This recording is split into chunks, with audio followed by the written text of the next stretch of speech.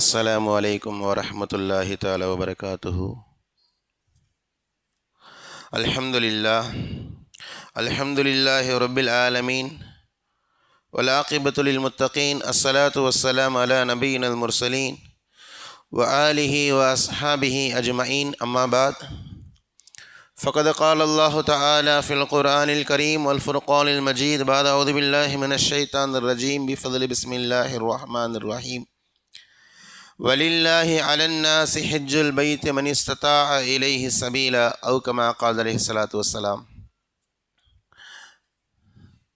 வகால நபியனா ரசூலுல்லாஹி ஸல்லல்லாஹு அலைஹி வஸல்லம் மன் அராதல் ஹஜ்ஜ ஃபல்யதஅஜ்ஜல் ஃபஇன்னஹு கத் யம்ரிதுல் மர்ல் வததில்லுல் ضالة வதஅரிதுல் ஹாஜா அவு கமா கால அலைஹி ஸலாத்து வஸ்ஸலாம்.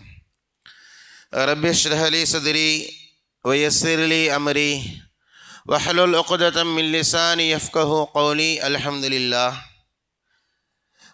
لله رب العالمين والعاقبة للمتقين. الصلاة والسلام على نبي المرسلين. அளவற்ற அருளாளனும் நிகரற்ற அன்புடையனுமாகிய ஏக இறைவன் அல்லாஹ்விற்கு எல்லா புகழும். நம் இறுதி மேலான நமது தலைவர் ஹதரத் ரசூலுல்லாஹி ஸல்லல்லாஹு அலைஹி வஸல்லம் அவர்கள் மீதும் அவர்களை பின்பற்றிய சத்திய சஹாபாக்கள், நாதாக்கள், ஷஹதாக்கள், முழு உலக முஸ்லீமான ஆண்கள், பெண்கள், குறிப்பாக இந்த ஜும்மாவுடைய அவையில் ஒன்று கூடியிருக்கின்ற நம் அனைவர் மீதும் ரப்பல் ஆலமீன் அல்லாஹு தாலாவுடைய சாந்தியும் சமாதானமும் என்றும் என்றென்றும் நின்று நிலவட்டுமாக. ஆமீன். கண்ணியமான சகோதர பெருமக்களே, அல்லாஹுடைய மாதம் என்று பெருமானாரால் அடையாளம் காட்டப்பட்ட முஹர்ரமுடைய மாதம் நிறைவு பெற்று முஹர்ரமிற்கு அடுத்த மாதம் சஃபர், இஸ்லாமிய மாதங்களின் வரிசையின் அடிப்படையில் இரண்டாவது மாதமாகிய சஃபர் மாதத்துடைய முதல் ஜும்மாவில் வீற்றிருக்கிறோம். அல்ஹம்துலில்லாஹ். கண்ணியமான சகோதர பெருமக்களே, கடந்த மாதம் ஜூன் மாதத்தில் 23வது வாரத்தில் ஹஜ் கமிட்டி ஆஃப் இந்தியா ஒரு இணையதள பக்கத்தை ஆரம்பித்து, அதாவது ஒரு வெப்சைட்டை ஓப்பன் பண்ணி 2027 யாரெல்லாம் கமிட்டியின் மூலமாக ஹஜ் கமிட்டியின் மூலமாக ஹஜ்ஜுக்கு செல்ல வேண்டும் என்று விரும்புகிறீர்களோ அவர்கள் இந்த இணையதள பக்கத்தில் வந்து அந்த ஆன்லைன் படிவத்தை ஃபில் பண்ணி தேவையான ஆவணங்களை அப்லோடு பண்ணி சப்மிட் பண்ணி நீங்கள் அடுத்த வருடம் ஹஜ்ஜுக்கு செல்பவர்கள் நீங்கள் புக்கிங் செய்து கொள்ளுங்கள் என்பதாக ஒரு இணையதள பக்கத்தை ஆரம்பித்தார்கள். கடந்த 3 வாரங்களாக நம்ம ஜும்மாவிற்கு பிறகு அதை நம்ம அறிவிப்பாக செய்து வருகிறோம். அதனுடைய கடைசி நாள் வரக்கூடிய திங்கட்கிழமை ஜூலை 20 அந்த அவர்கள் கொடுத்த கெடு நாள் முடிகிறது. வாய்ப்பு இருந்தால் அதை இன்னும் எக்ஸ்டெண்ட் பண்ணி நாட்களை அதிகப்படுத்துவார்கள், அல்லது அந்த 20 முடிப்பதற்கும் அவர்களுக்கு வாய்ப்பு இருக்கிறது.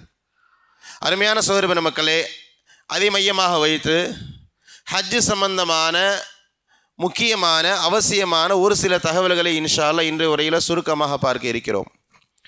பொதுவாக ஹஜ்ஜுடைய பலன்கள் என்ன, ஹஜ்ஜு செய்வதனால் என்ன மாதிரியான வெகுமதிகள் உலகத்தில் கிடைக்கப் போகிறது, மறுமையில் கிடைக்க பெற இருக்கிறது என்பது பற்றிய தகவல்கள் இன்ஷா அல்லாஹ் இன்றைய உரையில் இடம்பெறாது. ஏன்னா கடந்த காலங்களிலே துல்ஹஜ் மாதத்திலேயே ஹஜ்ஜுடைய சிறப்பு என்ன, ஒரு ஹாஜிக்கு அல்லாஹ் தஆலா உலகத்தில் மறுமையில் என்ன மாதிரியான வெகுமதிகளை வழங்குகிறான் என்ற கோணத்தில் கொஞ்சம் விரிவாக பார்த்து விட்டோம். இன்றைய உரையில் ஹஜ்ஜுடைய பயணங்கள் சம்பந்தமாக ரசூலுல்லாஹி ஸல்லல்லாஹு அலைஹி வஸல்லம் அவர்கள் சில வழிகாட்டுதல்களை நமக்கு வழங்குகிறார்கள். ஹஜ் என்றால் என்ன, ஹஜ் எப்போது செய்யணும், ஹஜ் செய்ய வேண்டும் என்று விரும்புபவர் அவர்களுக்கு ரசூலுல்லாஹ் என்ன மாதிரியான வழிகாட்டுதல்களை வழங்குகிறார்கள் என்பது பற்றிய முக்கியமான ஒரு சில செய்திகளை குர்ஆன் ஹதீஸ் ஒலியிலிருந்து இன்ஷா அல்லாஹ் சுருக்கமாக நம்ம பார்க்க இருக்கிறோம். கண்ணியமான சகோதர பெருமக்களே, நமக்கு தெரியும் இஸ்லாத்துடைய கடமைகள் 5. சின்ன பிள்ளைங்க கூட கேட்டால் சொல்லுவாங்க, கலிமா, தொழுகை, நோன்பு, ஜக்காத்து, இறுதியா ஹஜ்.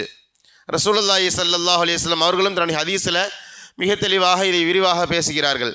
புனியல் இஸ்லாமு அலா ஹம்ஸின், இஸ்லாம் 5 தூண்களின் மீது நிறுவப்பட்டுள்ளது.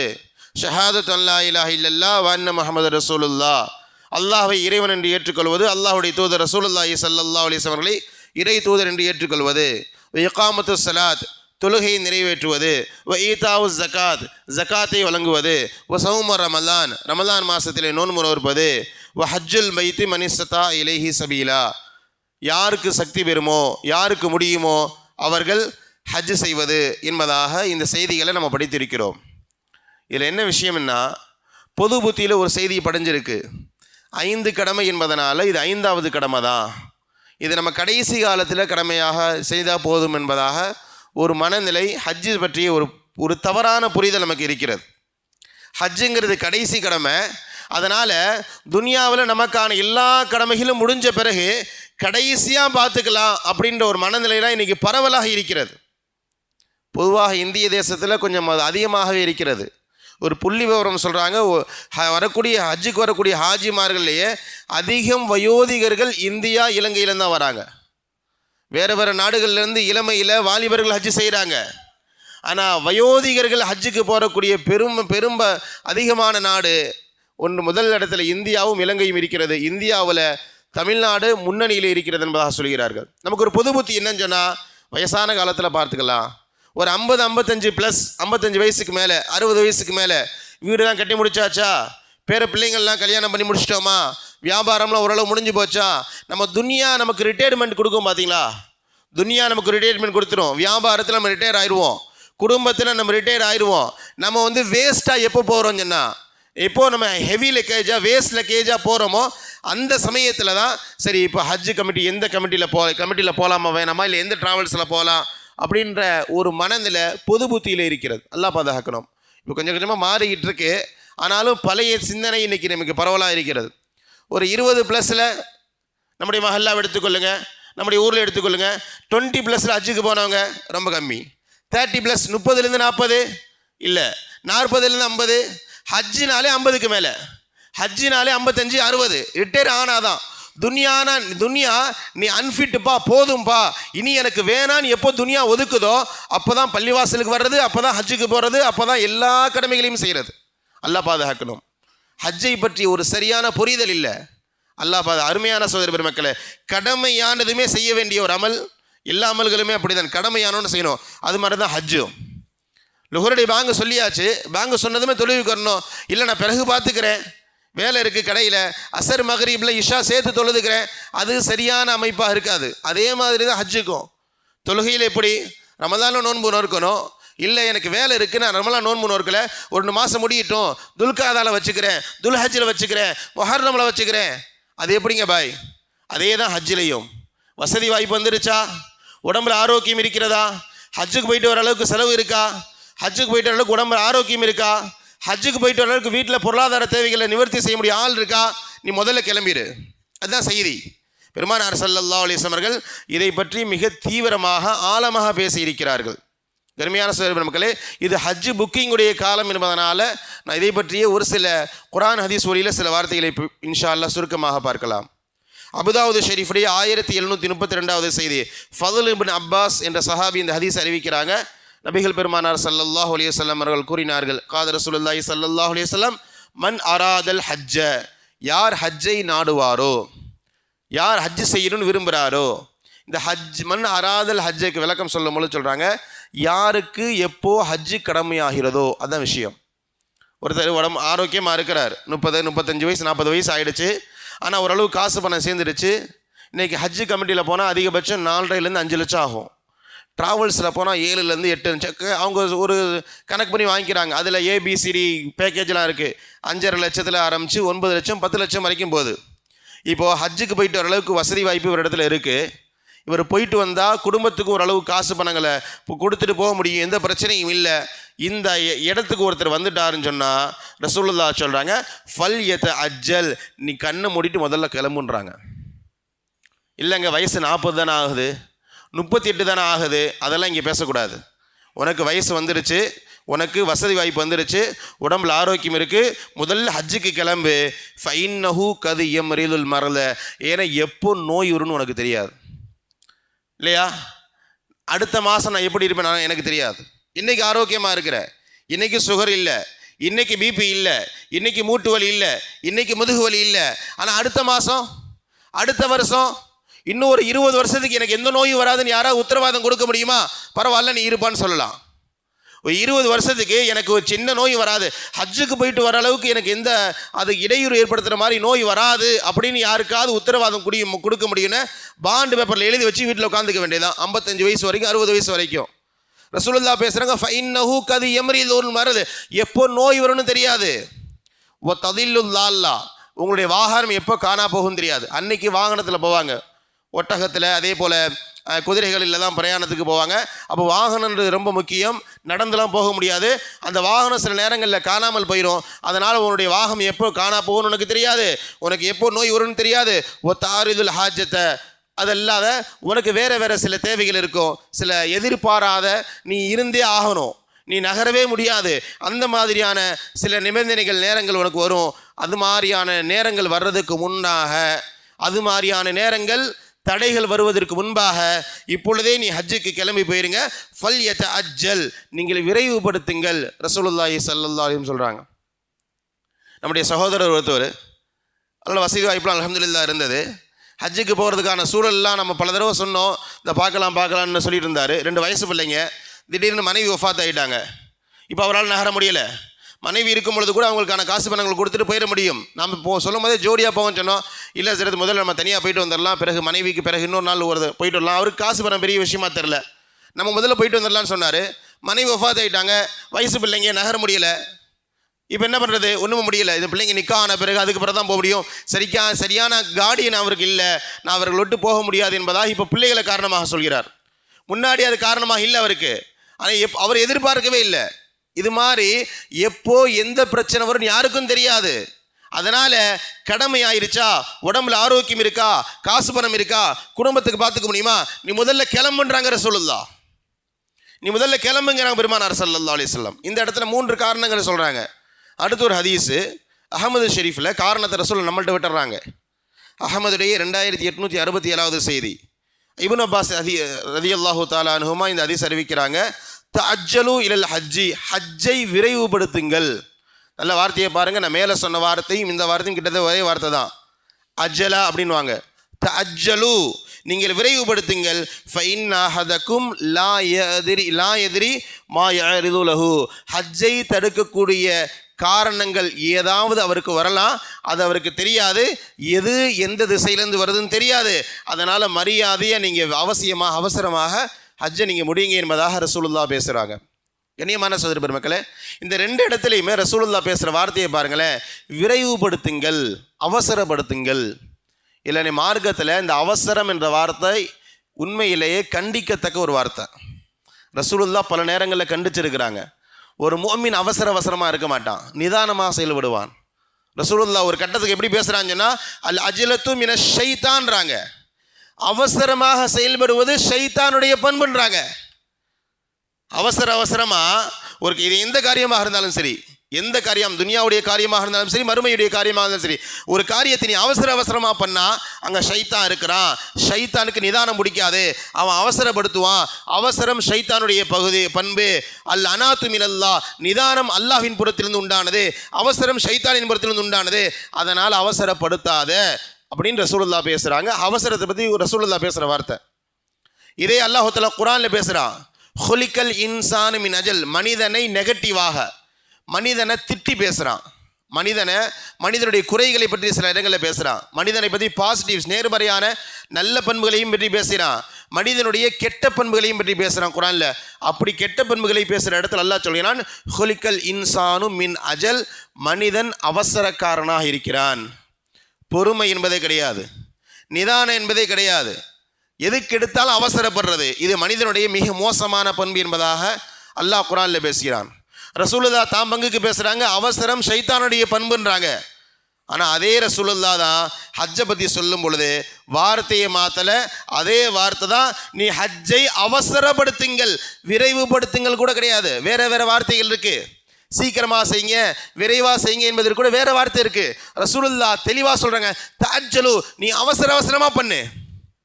இல்லையா, ஒரு ட்ரெயினை பிடிக்கிறதுக்கு நீ எப்படி அவசரமாக கிளம்புவியோ, இல்லையா, உன்னை எதிரி தாக்க வரான், இங்கேருந்து நீ அவசரமாக எப்படி வீட்டை விட்டு காலி பண்ணுறியோ, இது மாதிரி வேகமாக உன்னால் எவ்வளவு முடியுமோ அவ்வளவு சீக்கிரம் விரைவாக நீ கிளம்பு, ஹஜ்ஜுக்கு கிளம்பு, ஏற்பாடு செய்யும்பதாக பெருமானார் ஸல்லல்லாஹு அலைஹி வஸல்லம் பேசுகிறார்கள். குர்ஆனில் அல்லாஹ் ரசூலுல்லாவை ஒரு இடத்துல கண்டிக்கிற மாதிரி ஒரு வார்த்தையை பயன்படுத்தினான். இந்த அவசரத்தை பற்றி தான். கியாமா என்ற சூரா, இந்த சூறாவுடைய பின்னணி, இந்த சூறாவில் சில வார்த்தைகள் அல்லாஹ் தஆலா பேசுகிறான். அந்த வார்த்தையுடைய பின்னணியை பாருங்கள். ஜிப்ரைல் ஓதுவாங்க. ரசூலுல்லா ஜிப்ரைல் ஓதி முடிக்கிறதுக்கு முன்னாடியே வேக வேகமாக ஓதுவாங்க, மனப்பாடம் பண்ணுறாங்களாம். ஜிப்ரைல் ஓதுறத வேக வேகமாக மனப்பாடம் பண்ணுறாங்களாம். ரசூலுல்லாஹ் பார்த்து அல்லாஹ் சொல்கிறான், குர்ஆனில் ஒரு வசனமே இறக்கிட்டான், லா துஹர்ரிக் பிஹி லிசானக லிதஅஜல பிஹி. ஏன் இவ்வளோ அவசரம்? ஏன்பா இவ்வளோ அவசரம்? லா துஹர்ரிக், வேக வேகமாக வசிக்காதீங்க உங்களுடைய நாவுகளை, லிதஅஜல பிஹி. ஏன் இவ்வளோ அவசரம்? இன் அலைனா ஜம்அஹு வ குர்ஆனா, உங்களுடைய உள்ளத்தில் குர்ஆனை பதிய வைக்க வேண்டிய பொறுப்பு என்னோடது. ஓதுனா நம்ம ஜிப்ரைல் ஓதுறாரு, நம்ம விட்டுட்டா நம்ம மறந்துடும், நம்ம ஏதாவது ஆயத்து விடுபட்டுரும், வசனம் விடுபட்டுரும், எழுத்து விடுபட்டுரும் அப்படின்னு அவசரப்படாதீங்க. அவர் ஓதுறத கேளுங்க, ஓதுறத முழுசாக கேளுங்க, கேட்டுட்டு அப்புறமா நீங்கள் ஓதுங்க, நீங்கள் அவசரப்படாதீங்க என்பதாக அல்லாஹ் தஆலா ரசூலுல்லாவை பார்த்து பேசுகிறான். சில நேரங்களில் நமக்கு அது மாதிரி நடக்கும். பிள்ளைங்கள்ட்ட ஏதாவது சூறா சொல்லி கொடுக்கும்போது நம்ம சொல்லி முடிக்கிறதுக்கு முன்னாடி பிள்ளைங்க ஓதுவாங்க. நமக்கு சில நேரங்களில் எரிச்சலாக வரும். சில நேரங்களில் ஏன்பா அவசரம், சொல்கிறது கேளு, நான் என்ன சொல்கிறேன் முதல்ல கேளு. ஒரு ஆசிரியர் மாணவர்கிட்ட சில சஜஷன் சொல்லும் போது அப்படியே பரப்பாங்க. சொல்கிறத ஃபஸ்ட்டு கேளு, முதல்ல காதில் வாங்கு, அதுக்கப்புறம் செயல்படுத்துன்னு சொல்கிறோம் இல்லையா? கிட்டத்தட்ட இதே பேட்டர்ன் தான் அல்லாஹ் சொல்கிறான். அவர் ஓதுறத முதல்ல கேளுங்க, அதுக்கப்புறம் பொறுமையாக ஓதுங்க, உங்களுடைய உள்ளத்தில் நான் பதிய வைக்கிறேன் என்பதாக அவசரத்தை பற்றி அல்லாஹு தாலா திருமறையில் பதிவு செய்கிறான். ரசூலுல்லாவை சிலது ஒரு கண்டிக்கிற விதமாக. நல்லா பாருங்கள், இங்கே எல்லா இடத்துலையுமே அவசரம் நெகட்டிவாக, ஒரு தீய பண்பாக, கெட்ட பண்பாகத்தான் அடையாளப்படுத்தப்படுகிறது. நான் திரும்பவும் சொல்கிறேன், இஸ்லாமிய பார்வையில் அவசரம் என்பது ஒரு மோசமான பண்பு தான், அது கெட்ட பண்பு தான். அதனால தான் ரசூலுல்லாஹ் சொல்கிறாங்க, அவசரம் ஷைத்தானுடைய புறத்திலிருந்து உருவாகிறது. ஆனால் அதே ரசூலுல்லாஹ் தான் ஹஜ்ஜை பற்றி சொல்லும் பொழுது தஅஜ்ஜலு, அவசரப்படுத்துங்கள், விரைவுபடுத்துங்கள் என்பதாக பெருமானார் ஸல்லல்லாஹு அலைஹி சொல்லி காட்டுகிறார்கள். கண்ணியமான சகோதர பெருமக்களே, எனவே நம்ம காலம் தாழ்த்துறது ஹஜ்ஜுக்கு என்பது ஒரு நல்ல பண்பு அல்ல. உடலில் கொஞ்சம் உடம்பு சரியில்லாமல் இருக்குது, பிறகு சரியாக போயிடும், அப்புறம் பார்த்துக்கலாம் என்றால் பரவாயில்லை. இல்லை இப்போதைக்கு வருமானம் இல்லை, இன்றைக்கி ஒரு 5-6 லட்சம் 7 லட்சம் ஹஜ்ஜில் போட்டான்னு சொன்னால் இன்றைக்கி ரொம்ப சிரமமாக போயிடும், அல்லது கடன் தான் வாங்கி போகணும் அப்படின்னு மார்க்கம் யாரையும் நிர்பந்தப்படுத்தலை, யாரையும் கஷ்டப்படுத்தலை. யாரையும் மார்க்கம் நிர்பந்தப்படுத்தி கஷ்டப்படுத்தி உனக்கு அதாவது வலிமை இருக்கிறது, ஆரோக்கியம் இருக்கிறது, நீ கடன் வாங்கியாவது ஹஜ்ஜு செய்யணும்லாம் சொல்லலை. உனக்கு ஆரோக்கியம் இருக்கிறதுல, காசு பணங்கள் இருக்கிறதுல முதல்ல ஹஜ்ஜு செய்யணும்பதாக சொல்கிறது. அருமையான சகோதர பெருமக்களே, அதற்கும் நம்ம தயார் இல்லை. நம்ம ஹஜ்ஜுக்குன்னு ஒரு வயசை முடிவு செய்திருக்கிறோம். அந்த வயசில் ஹஜ்ஜுக்கு போகலாம், இருக்கிற எல்லா கடமையும் முடிஞ்சு கடைசியாக ஹஜ்ஜு செய்யலாம் என்ற அந்த பண்பு இருக்கிறதே, அல்லாஹ் பாதுகாக்கணும். இது குர்ஆன் ஹதீஸிற்கு எதிரான ஒரு பண்பு என்பதை முதல்ல புரிய வைக்கணும். அதே போல் நம்ம ஒன்று சொன்ன மாதிரி மரணமும் எப்போ வரும்னு தெரியாது. மரணம் என்றதை நம்ம நினச்சிக்கிட்டு இருக்கோம். ஒரு காலம் இருந்தது 60லேருந்து 70, 75 வயசு, 80 வயசு. இன்றைக்கி சர்வ சாதாரணமாக 30+ வஃபாத் ஆகிறாங்க. ஃபஜரில் முதோசஃபில் நின்றுந்தார், நல்ல ஆரோக்கியமாக இருக்கிறார். லுஹரில் ஜனாசா செய்தி வருகிறது இல்லையா? லுஹரில் நல்லா இருக்கிறாரு, அசரில் நல்லா இருக்கிறாரு, மக்ரிபில் ஜனாசா செய்தி. நம்ம ஆச்சரியப்படுறோம், நல்லா தானங்க இருந்தார், நேற்று டீ கடையில் பார்த்தங்க, நேற்று என் கூட பேசியிருந்தாருங்க, அது நேற்று, இன்னைக்கு இல்லை. என்ன பண்ண முடியும்? நேற்று இருந்தார்ன்றதுனால இன்னைக்கு மரணிக்கலன்னு ஏற்றுக்க முடியுமா? அருமையான சகோதர பெருமக்களே, ஒரு 2 வருடங்களுக்கு முன்பாக இதே டாப்பிக்கில் இந்த ஹஜ்ஜு கமிட்டி சம்பந்தமாக இந்த புக்கிங் நடந்துட்டு இருக்கும் போது, இதை செய்தி பேசும்போது நம்முடைய சகோதரர் அல்லாஹு தாலா அவருடைய கபருடைய வாழ்க்கை விசாலமாக்குவானாக, அமீருதீன் அவருடைய சகோதரர் தாஜ் இருக்கிறாரு, அவர் பேசினார், ஹஜ்ரத் துவா செய்யுங்க ஹஜ்ரத், ஹஜ்ஜுக்காண்டி முயற்சி பண்ணிகிட்டு இருக்கேன், மனைவியோட போகணுன்ட்டு. என்ன எதிர்பார்த்தாருன்னு தெரியல அவர்கள். அதே மாதிரி ஹஜ்ஜுக்கு போயிட்டு வந்தார், அடுத்த வருஷம் நம்ம உடலில் இல்லை. அவர் அல்லாஹு தாலா முன்னாடியே காட்டி கொடுத்துறானான்னு தெரில, அடுத்த 2 வருடங்களில் கூட நீ செய்யறலாம்பா, சீக்கிரம் போய் ஹஜ்ஜு செய்யுண்டு. அருமையான சகோதர பெருமக்களே, எப்போ என்ன நடக்கும் யாருக்கும் தெரியாது. இங்கே யாரும் அல்லாஹ் தஆலா பாண்ட் ஷீட்டில் எழுதி வாங்கிட்டு வரல. 65 வயசுக்கு அப்புறம் தான் எனக்கு நீ யா அல்லாஹ் என்னுடைய ரூஹை வாங்கணும், எனக்கு நிறைய கடமைகள் இருக்கிறது, என் பெண் பிள்ளைகளெல்லாம் கட்டி கொடுக்கணும் இல்லையா, எனக்கு பெண் பிள்ளைகள்லாம் கட்டி கொடுக்கணும், எனக்கு வீடு கட்டணும், என் வியாபாரம்லாம் செட்டில் ஆகணும், நான் ஓரளவு ஃப்ரீயான பிறகு தான் நான் ஹஜ்ஜுக்கு போவேன், அது வரைக்கும் எனக்கு நீ காலதாமதம் கொடுக்கணும்னு இங்கே யாரும் அல்லாஹ் தஆலா இடத்துல பாண்ட் ஷீட்டில் கையெழுத்து வாங்கிட்டு வரல. நான் சொன்ன சகோதரருக்கு வயசு பிள்ளைங்களும் இருக்கிறாங்க. நான் ஒரு நபரை சொன்னேன் இல்லையா, தாஜ்பாய், அவருக்கு வயசு பிள்ளைங்களும் இருக்கிறாங்க. ஆனால் அதெல்லாம் ஒரு பக்கம் இருக்கட்டும், ஹஜ்ஜு செய்யணும் என்பதாக வாலிபத்தில் ஹஜ்ஜுக்கு போயிட்டு வந்தாங்க, அடுத்த வருஷம் கூட இல்லை. இப்போ மரணம் எப்பொழுது வரும் நமக்கு தெரியாது. அருமையான சகோதர பெருமக்களே, ஒரு செய்தி ஞாபகம் வைத்துக் கொள்ளுங்கள்.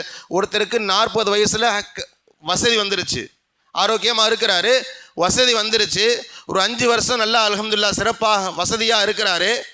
இவருக்கு எப்போ வசதி வருதோ அப்பொழுதே ஹஜ்ஜு கடமை ஆயிடுச்சு. நான் திரும்பவும் சொல்கிறேன், அவருக்கு என்ன தேவை இருந்தாலும் அவருக்கு ஹஜ்ஜு கடமை ஆயிடுச்சு.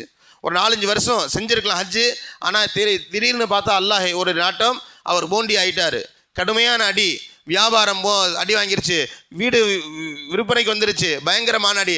அடுத்து ஒரு 20 வருஷம் வாழ்கிறாரு, 65 வயசில் வஃபாத் ஆகிறார். நான் திரும்பவும் சொல்கிறேன், 40 வயசில் வசதி வந்தது, 5 வருஷம் நல்லா இருந்தார், 45 வயசில் திரும்ப பழைய நிலைக்கு போயிட்டார், 20 வருஷம் உலகத்தில் வாழ்கிறாரு, 65வது வயசில் ரொம்ப சிரமமான நிலையில் தான் வஃபாத் ஆகிறாரு. காசு பணங்களே இல்லை, பயங்கர வறுமையில் வஃபாத் ஆகிறாரு. இப்போ அல்லாஹ் இவருக்கு ஹஜ்ஜை பற்றி கேள்வி உண்டா இல்லையா? மௌத்தாகும் போது ரொம்ப பரம ஏழையாக தான் மௌத்தானார், கடனோடு மௌத்தானார். அதனால் இவருக்கு ஹஜ்ஜை பற்றி கேள்வி இல்லாமல் இருக்குமா? அல்லாஹ் விட்டுடுவானா? கிடையாது. நான் இடையில 5 வருஷம் அல்லாஹ் ஒத்தாலே இவருக்கு ஆரோக்கியமும் கொடுத்துருந்தான், வசதி வாய்ப்பும் கொடுத்துருந்தான். அதுக்கு பிறகு தான் அவருக்கு போண்டி ஆனார், அல்லது அதற்கு பிறகு தான் உடல்நிலை சரியில்லாமல் போயிட்டார், அதற்கு பிறகு தான் சிரமமானது. ஆனால் இடையில 5 வருஷம் நல்லா இருந்தீங்களே, இந்த வருஷத்துலேயே ஹஜ்ஜு செய்யலை, அல்லாஹ் நிச்சயமாக கேட்பான். அந்த புரிதல் நமக்கு இருக்க வேண்டும். அருமையான சகோதர பெருமக்களே, கடமையான பிறகு நம்ம செய்யலைன்னு சொன்னால் அதற்குரிய முடிவு பயங்கரமானதாக இருக்கும். ஒரு அமலை எவ்வளவு சீக்கிரம் விரைவுபடுத்த முடியுமோ விரைவுபடுத்துவது தான் ஒரு ஈமானுடைய பண்பு. பெருமானார் அதைத்தான் நமக்கு அடையாளப்படுத்துகிறார்கள். வரலாற்று ஒரு அழகான நிகழ்வு நமக்கு இது கிடைக்கிறது.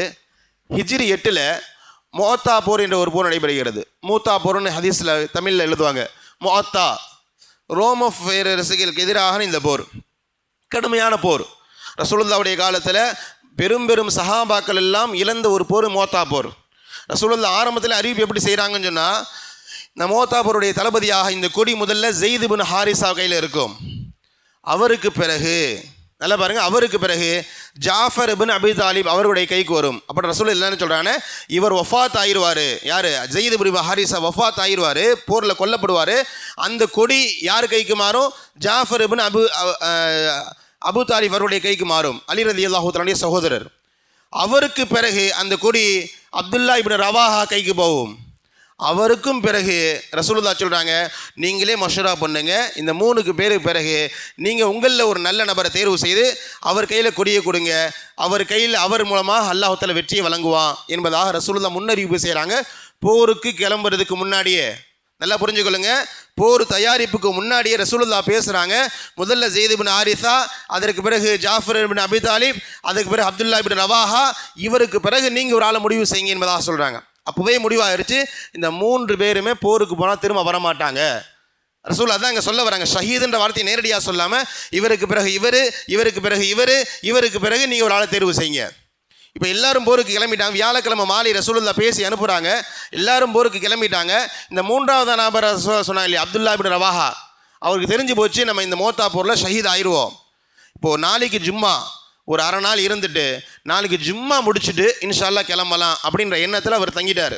இதுக்கப்புறம் ரசூலுல்லாஹ் பார்க்க போகிறதில்ல, போருக்கு போயிட்டு வந்தாலும் பரவாயில்ல, நமக்கு ஷஹாதத்து கன்ஃபார்ம் ஆகிடுச்சு.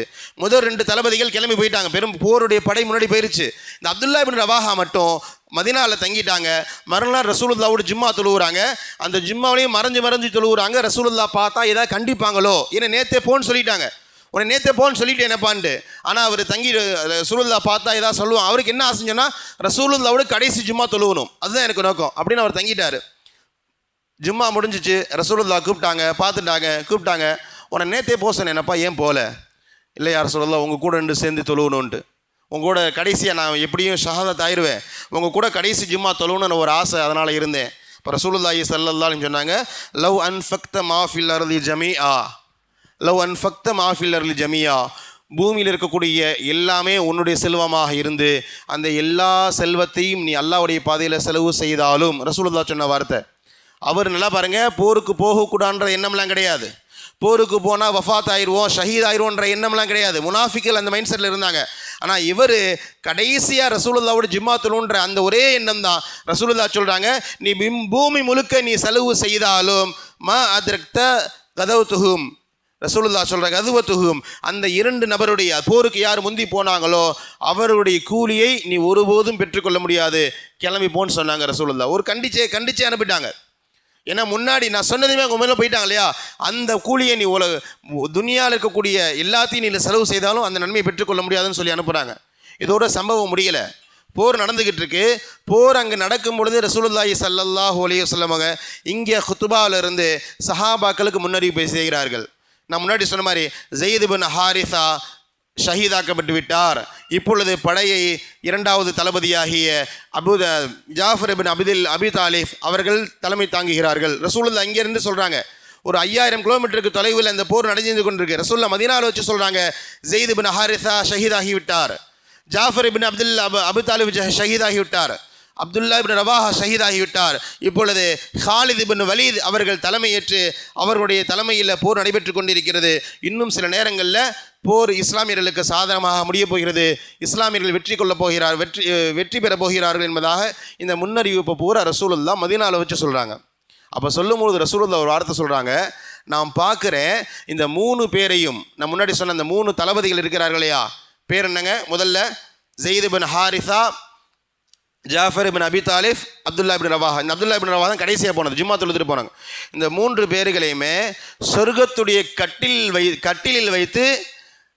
சொர்க்கத்துடைய கட்டிலில் வைத்து மலக்குமார்கள் சுமந்து செல்கிறார்கள். நான் பார்க்கிறேன் சொல்லும்போது ரசூலுல்லாஹ் கூடுதலாக ஒரு வார்த்தை சொல்கிறாங்க, இந்த அப்துல்லா இப்னு ரவாஹா அவருடைய கட்டிலுடைய ஒரு கால் மட்டும் கோணலாக இருக்கிறதுன்றாங்க.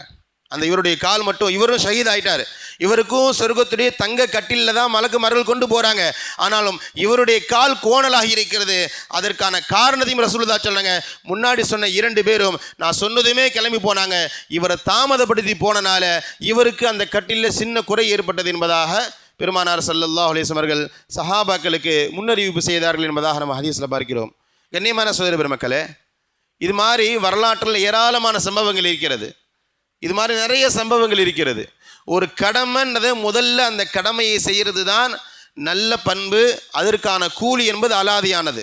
இன்னும் உங்கள் புரிதலுக்காக சொல்கிறேன், இந்த உதாரணத்தை அடிப்படையாக வைத்து ஒரு புரிதலுக்கு சொல்கிறேனே, 2 பேர் நண்பர்களோ அல்லது சகோதரர்களோ 2 பேரும் ஆரோக்கியமாக இருக்கிறாங்க, 2 பேருக்குமே ஹஜ்ஜு கடமையாயிருச்சு.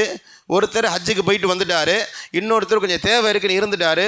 ஒரு 2 வருஷம் 3 வருஷம் கழித்து, ஒரு 4-5 வருஷம் கழித்து 2வது நபர் ஹஜ்ஜுக்கு போகிறார். இந்த முதல் நபருடைய கூலியை 2வது நபர் ஒருபோதும் பெற்றுக்கொள்ள முடியாது. நல்லா விளங்கிக் கொள்ளுங்கள். 2 பேருக்குமே ஹஜ்ஜு கடமையாச்சு, கடமையாகதானே பரவாயில்லை, அவருக்கு எனக்கு கடமையாயிருச்சு, அவர் ஹஜ்ஜுக்கு போயிட்டு வந்துட்டார், நான் ஒரு 2 வருஷம் கழித்து போகலாம், வீட்டில் வேலைகள் இருக்குது, வீடு கட்டணும், வியாபாரம் இருக்குது, மனைவி மக்கள் இருக்கிறாங்க, ஏதோ ஒரு காரணத்தில் நான் தங்கிட்டேன், ஒரு 4 வருஷம் கழித்து நான் ஹஜ்ஜுக்கு போகிறேன். இப்போது அவருடைய இடத்த நான் ஒருபோதும் ரீப்ளேஸ் பண்ண முடியாது, அவருடைய இடத்த நான் அடையவே முடியாது. இல்லைப்பா, நீ ஹஜ்ஜுக்கு போகும்போது 5 லட்சம், நான் போகும்போது 8 லட்சம் ஆயிடுச்சு, 80 லட்சம் ஆனாலும் அவருடைய இடத்த பிடிக்க முடியாது. காரணம், அவர் முந்தி விட்டார், அவர் கடமையானதுமே அந்த இடத்த முதல்ல அடைந்து விட்டார். அருமையான சகோதர பெருமக்களே, இப்படி நிறைய செய்திகள் சொல்லலாம். இதில் இன்னொரு முக்கியமான விஷயம், நான் முன்னாடி சொன்ன மாதிரி ஹஜ்ஜுங்கிறது 5வது கடமைன்றதுனாலேயே என்னமோ தெரில, நம்ம அதை கடைசி காலத்தில் செஞ்சுக்கலான்னு ஒரு எண்ணத்தில் இருக்கிறோம். 50+ தான் ஹஜ்ஜு செய்யலாம், 60+ ஹஜ்ஜு செய்யலாம், ரிட்டையர்மெண்ட் ஆன பேர் ஹஜ்ஜு செய்யலாம். நல்ல விளங்கி கொள்ளுங்க, கடமைகள்லேயே ஆக கஷ்டமான கடமை ஹஜ்ஜு. வரிசையில் வேண்டாம் கடைசியாக இருக்கலாம், நமக்கு இன்றைக்கி உட்காந்து நின்று சொல்ல முடியலையே, ஒரு 4 ரக்காத் நிற்க முடியல, நம்மளால் மூட்டு வலிக்குது, நீ சேர்ந்தாப்புல ஒரு 10 நிமிஷம் நிற்க முடியல இல்லையா? அது நல்லா யோசித்து பாருங்களேன், அந்தளவுக்கு பலகீனமாகிடுறோம். ஆனால் இந்த வயசில் ஹஜ்ஜுக்கு போனால் ஒரு 1 மணி நேரம் தராவி தொழுகிறது நமக்கு சிரமமாக இருக்குது. நல்லா விளங்கிக் கொள்ளுங்க, இளமையில் செய்ய வேண்டிய ஒரு அமல் ஹஜ்ஜுங்கிறது 60 வயசில் செய்யக்கூடிய ஒரு அமல் அல்ல. உம்ரா செய்தவர்களுக்கு தெரியும், சும்மா நீங்கள் 7 தடவை தவாப் செய்கிறது, சஃபா மர்வாக்குள்ள சுற்றி போகிறது, நடந்து வர்றதுக்கு 7 தடவை சுற்றினாலே கிட்டத்தட்ட சாதாரணமாக 10-12 12 கிலோமீட்டர். நல்லா விளங்கி கொள்ளுங்க, சஃபா மருவா கிட்டத்தட்ட 510 மீட்டர், 1/2 கிலோமீட்டர். நீங்கள் அதை போயிட்டு விடணுங்கன்னா கிட்டத்தட்ட 3 கிலோமீட்டர் 4 கிலோமீட்டர் நெருங்கிறது. இதுக்கு அந்த கூட்டத்தில் நீங்கள் சுற்றி வரணும்.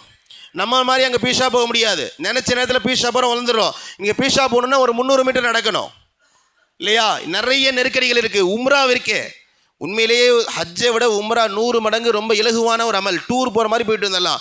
உம்ராவே இந்த நிலன்னு சொன்னால் ஹஜ்ஜெலாம் அல்லாஹ் பாதுகாக்கணும், நம்மளால் கற்பனையே பண்ண முடியாது. இந்த வரை ஹஜ்ஜுக்கு போயிட்டு வந்தவங்களாம் கேட்டு பார்த்தீங்கன்னு சொல்லியும் பெருநாள் அன்னைக்கு மட்டுமே சுமார் 15-16 கிலோமீட்டர் ஒரு நாளைக்கு நடந்துருக்கிறாங்க. இங்கேருந்து முக்கம்பூர் வரைக்கும் போயிட்டு வந்தோம் ஹஜ்ரத், அவ்வளோ தூரம் நடந்தோம் ஹஜ்ரத். அவ்வளோ கூட்டம் வேற, ரொம்ப கஷ்டமாக இருந்துச்சு என்பதாக ஹஜ்ஜை பற்றிய அந்த காருகுசாரிகள்லாம் நமக்கு வந்துட்டு இருக்கு. இந்த அமலை நம்ம 60 வயசு வரைக்கும் தள்ளி வச்சுட்ருக்கோம். இவ்வளவு கஷ்டமான இவ்வளவு சிரமமான அமல் நமக்கு 60+ இல்லையா, 55+. எல்லாம் பாதுகாக்கணும். நல்லா விளங்கி கொள்ளுங்க. ஒரு கவிஞர் கூட ரொம்ப அழகாக சொன்னார், காசு நல்லா இருக்கும்போது அதிகமாக இருக்கும்போது செய்யக்கூடிய அமல் ஹஜ்ஜுங்கிறத விட கால் நல்லா இருக்கும்போது செய்ய வேண்டிய அமல் ஹஜ்ஜுன்னு சொன்னாங்க.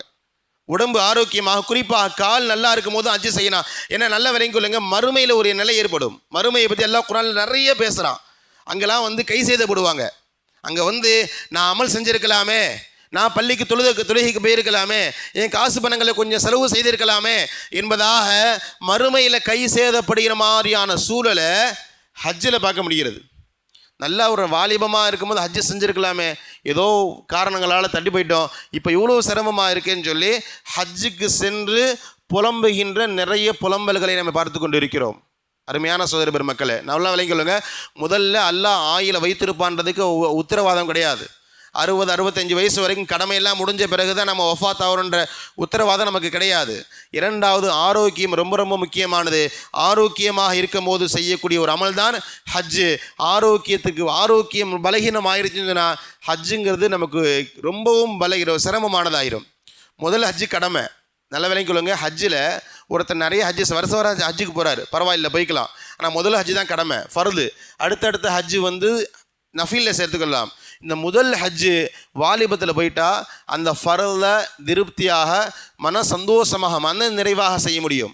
அங்கே போய்கிட்டு அந்த அமலை செய்ய முடியலையே, அவர் அவ்வளவு தவாஃப் செஞ்சாரே, என்னால் செய்ய முடியலையே, அங்கே போய் வீல் சேரை எதிர்பார்த்துக்கிட்டு இருக்குது இல்லையா, முடியலை சார், கால் முடியலை, உடம்பு முடியலை, பிபி வந்துருச்சு, சுகர் வந்துருச்சு, ரொம்ப நேரம் தாக்கு பிடிக்க முடியலை அப்படின்னு அங்கே போய் புலம்புறதை காட்டிலும் அல்லாஹ் ஆரோக்கியத்தை வழங்கியிருக்கிறான், காசு பணங்கள் அல்ஹம்துலில்லாஹ் பரக்கத்தை வைத்திருக்கிறான். எவ்வளவு சீக்கிரம் முடியுமோ அவ்வளவு சீக்கிரம் ஹஜ்ஜு முடிக்கிறது தான் ஒரு அறிவாளியுடைய நல்ல அறிவார்ந்த சிந்தனை. சில நாடுகளில் படித்து பார்த்தேன். இந்தோனேசியா, மலேசியா போன்ற சில நாடுகளில் ஹஜ்ஜுக்கு போனால் தான் திருமணம் முடிப்பாங்க. ஃபஸ்ட்டு ப்ரிஃபரன்ஸு மாப்பிள்ளை ஹஜ்ஜு முடிச்சிருக்கான்னு கேட்பாங்களாம். மாப்பிள்ளை ஹஜ், ஏன்னா அவங்க ஃபிக்ஸ் ஆகிட்டாங்க, 20லேருந்து 25-30 வயசுக்குள்ளே ஹஜ்ஜு செஞ்சால் தான் ஹஜ்ஜுடைய அமலை முழுமையாக செய்ய முடியும் என்பதாக அவர் நம்புகிறார்கள். அதுதான் உண்மையும் கூட, நான் மிகைப்படுத்திலாம் சொல்லலை, அதுதான் உண்மையும் கூட. இன்றைக்கி நம்முடைய மனநிலை என்ன தெரியுமா, சக்கையான பிறகு தான் துனியாவுக்கு கொடுக்கிறது. உடம்பு ஆரோக்கியமாக இருக்குது, உடம்பு நல்லா திரகாத்திரமாக இருக்கிறோம், ஓடிக்கிட்டே இருக்கார். வீடு, வியாபாரம், காசு, பணம், துனியா, பட்டம், பதவின்னு ஓடிக்கிட்டே இருக்கிறாரு. எல்லாத்துலேயுமே அன்ஃபிட் ஆகிடுறாங்க. பார்த்தீங்களா, எல்லாமே அன்ஃபிட். வியாபாரத்தில் அன்ஃபிட்டு, குடும்பத்தில் அன்ஃபிட்டு, மனைவி மக்கள்கிட்ட அன்ஃபிட்டு. இங்கெல்லாம் முடியாதுங்கும் போது தான் சரி கடைசியாக போனால் போதுன்ட்டு அல்லாஹ் உட்காந்து நேரத்தை கொடுக்குறோம். போனால் போகட்டுன்ட்டு இருக்கக்கூடிய இளமைகளை பூரா துனியாவுக்கு, வீடு, மனைவி மக்களுக்கு கொடுத்துட்டு சக்கையை அல்லாஹ்விட்ட கொடுக்கறது. இது ஒரு மிக மோசமான மனநிலை. எல்லாம் பாதுகாக்கணும். ஹதீஸில் ஒரு வார்த்தை வருகிறது, 7 பேர் சொர்க்கத்துடைய நிழலில், அதாவது அரிசுடைய நிழலில் இருப்பாங்க. அரிசுடைய நிழலை தவிர வேறு நிழலே இருக்காது. அந்த நிழலில் 7 பேர் இருப்பாங்க. அதில் ஒருவர் ரசூலுல்லாஹ் சொல்கிறாங்க, சபாத்துன் யுதல்லுஹுமுல்லாஹு ஃபீ தில்லி யௌம லா தில்ல இல்லா தில்லுஹு. அரிசுடைய நிழலை தவிர வேறு நிழலே இருக்காது. அந்த நாளிலே அரிசுடைய நிழலில் 7 கூட்டத்தினர் இருப்பார்கள். ஷாபுன் அன்ஷஅ ஃபீ தாஅத்தில்லாஹ், தன்னுடைய வாலிபத்தை அல்லாஹுடைய பாதையில், அல்லாஹுடைய இபாதத்தில் கழித்தவர் அப்படின்னு ரசூலுல்லாஹ் சொல்கிறாங்க. நம்ம ஒரு கேள்வி வரலாம், அதே ரசூலுல்லாஹ் வாலிபத்தை சொல்கிறாங்க. வாலிபத்தை அல்லாஹ்வுடைய பாதையில், அல்லாஹ்வுடைய இபாதத்தில் கழித்தவன் ரசூலுல்லாஹ் சொல்கிறாங்களே, பொதுவாக எல்லாத்துக்குமே சொல்லிடலாமே, ஏன் வாலிபத்திற்கு மட்டும் இந்த ஓர வஞ்சனை? நாங்கள் வயசானவங்க என்ன பாவம் பண்ணோம் நம்ம யோசிப்போம் இல்லையா? மார்க்கம் சொல்லுது, வாலிபம் என்பது ரொம்ப முக்கியமான பண்பு, பருவம். அந்த நேரத்தை நீ துனியாவுக்கு கொடுத்துட்டு சக்கையை அல்லாஹுக்கு கொடுக்கறது இல்லை. உனக்கு திரகாத்திரம், வலிமை, ஆரோக்கியம் இருக்கும் பொழுது நீ அல்லாஹுக்கு எந்த அளவுக்கு வழிபட்டா என்பதுதான் மிக முக்கியமான கேள்வி. அதனால் அருமையான சகோதர பெருமக்களே, இது விஷயத்தில் ரொம்ப கவனமாக இருக்கணும். நம்முடைய குடும்பங்களில், நம்முடைய சொந்த பந்தங்களில், உறவினர்களை யாராவது ஓரளவு வசதி வாய்ப்போடு இருக்கிறார்கள், ஆரோக்கியமாக இருக்கிறார்கள் என்றால் மற்ற கடமைகள்லாம் பிறகு இருக்கட்டுஞ்சு ஃபஸ்ட்டு இந்த ஹஜ்ஜை முடிங்க என்பதாக அவர்களுக்கு சொல்ல வேண்டிய பொறுப்பு நமக்கு இருக்கிறது.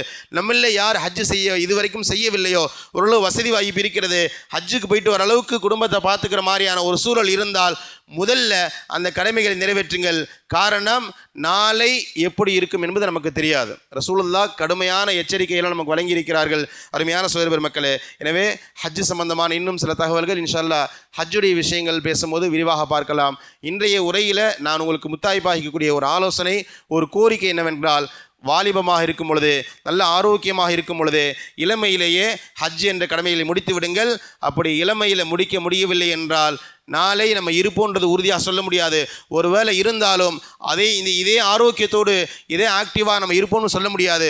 ஒருவேளை பலகீனமாகிட்டோம் என்றால் ஹஜ்ஜு முடித்தாலும் ஒரு திருப்தி, ஒரு நிம்மதி பெற முடியாத அளவுக்கு தான் நம்முடைய ஹஜ் இருக்கும். அல்லாஹ் பாதுகாக்க வேண்டும். எனவே அல்லாஹு தாலா அல்லாஹுடைய ரசூல் நமக்கு சொன்னது போன்று இளமையிலேயே வாலிபத்திலேயே நல்ல ஆரோக்கியம் இருக்கும் பொழுது ஹஜ்ஜு முடிக்கக்கூடிய நல்ல நசிபை தருவானாக. நம்ம யாரெல்லாம் ஹஜ்ஜு செய்வதற்கான வசதி வாய்ப்புகள் இதுவரை அல்லாஹு தாலா வழங்கவில்லையோ அவர்களுக்கு ஹஜ்ஜு சென்று வருகின்ற அளவிற்கு பொருளாதார வலிமையையும் பொருளாதாரத்தை வளத்தையும் ரப்புல் ஆலமீன் தந்து இந்த உலகத்திலும் நாளை மறுமையிலும் அல்லாஹு தாலாவுடைய இல்லாய நீண்ட பொருத்தத்தை பெறுகின்ற நன்மக்களாக வல்ல இறைவன் மனைவியமாக்கி நல்லது புரிவானாக. வாஹிர் தஅவானா அல்ஹம்துலில்லாஹி ரப்பில் ஆலமீன். அஸ்ஸலாமு அலைக்கும் வரஹ்மத்துல்லாஹி வபரகாத்துஹு.